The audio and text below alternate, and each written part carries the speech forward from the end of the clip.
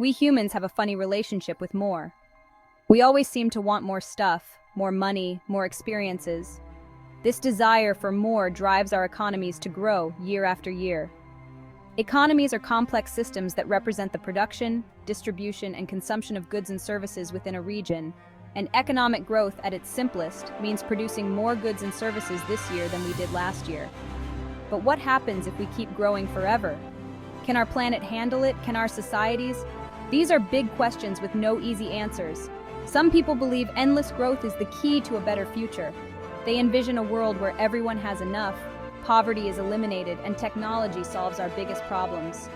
Others are more cautious. They point out that infinite growth on a finite planet is impossible. They worry about the environmental damage, social inequality, and resource depletion that can come with unchecked growth. They argue that we need to find a more sustainable path, one that balances our desire for progress with the need to protect our planet. So can the economy grow forever? Let's explore this question together and see what we find.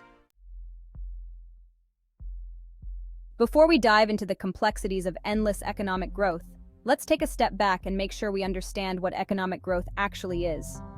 In simple terms, economic growth means an increase in the production of goods and services in an economy over a certain period. It's like baking more bread each year. The more bread we bake, the more our bakery grows. We measure economic growth using a metric called gross domestic product, or GDP. GDP is the total value of all the goods and services produced in a country in a given year. If a country produces more goods and services this year than last year, its GDP goes up, and we say its economy has grown. Economic growth is often seen as a good thing.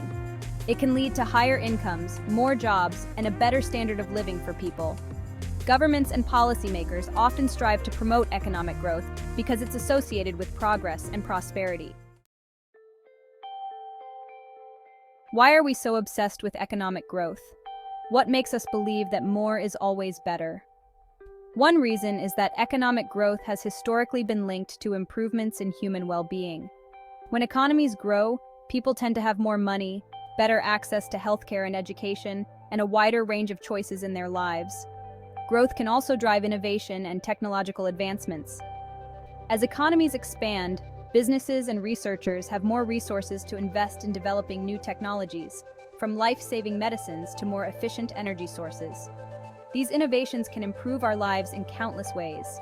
Moreover, economic growth can create jobs and reduce poverty. When businesses thrive and economies expand, they need more workers, which can lead to lower unemployment rates and more opportunities for people to lift themselves out of poverty. This is why economic growth is often seen as a key ingredient in creating a more equitable and just society. The price of prosperity. When growth hurts. While economic growth has the potential to bring about many positive changes, it's not without its downsides. Unchecked economic growth can have significant negative impacts on our environment, societies, and even our economies themselves. One of the most pressing concerns is the environmental impact of growth. As economies expand, they consume more resources, generate more waste, and contribute to climate change. Increased production means more factories, more cars, and more energy consumption, all of which release greenhouse gases into the atmosphere, exacerbating the climate crisis. Moreover, rapid economic growth can lead to social inequalities. If the benefits of growth are not distributed fairly, it can create a wider gap between the rich and the poor. This can lead to social unrest, instability, and a decline in overall well-being, even as the economy grows. Finally, endless growth can create economic bubbles and instability. When growth is driven by speculation and unsustainable practices, it can lead to financial crises and economic downturns. These downturns can wipe out years of economic progress and leave societies worse off than before. Sustainable growth, finding a balance. So, how do we reconcile our desire for progress with the need to protect our planet and create a more just and equitable society? The key may lie in finding a path towards sustainable economic growth. Sustainable growth means pursuing economic development in a way that meets the needs of the present without compromising the ability of future generations to meet their own needs. It means finding ways to grow our economies while minimizing our environmental footprint reducing inequality, and promoting long-term stability. This might involve shifting our focus from simply producing more to producing better. We can prioritize quality over quantity, invest in renewable energy, promote sustainable consumption patterns, and create economic systems that prioritize fairness and inclusivity. Sustainable growth won't be easy. It will require a fundamental shift in our thinking and our approach to economic development. But it's a challenge we must embrace if we want to create a future where both people and the planet can thrive. Conclusion: the future of growth. The question of whether the economy can grow forever is a complex one. There's no simple answer, no magic formula to predict the future.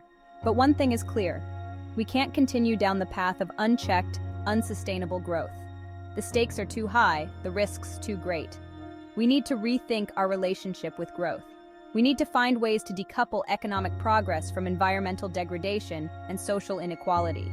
We need to create economic systems that are resilient, equitable, and sustainable for the long haul. The future of growth will depend on the choices we make today. Do we choose to cling to the outdated idea of endless growth, or do we embrace a more sustainable and just path forward? The answer lies in our hands. What do you think? Share your thoughts in the comments below.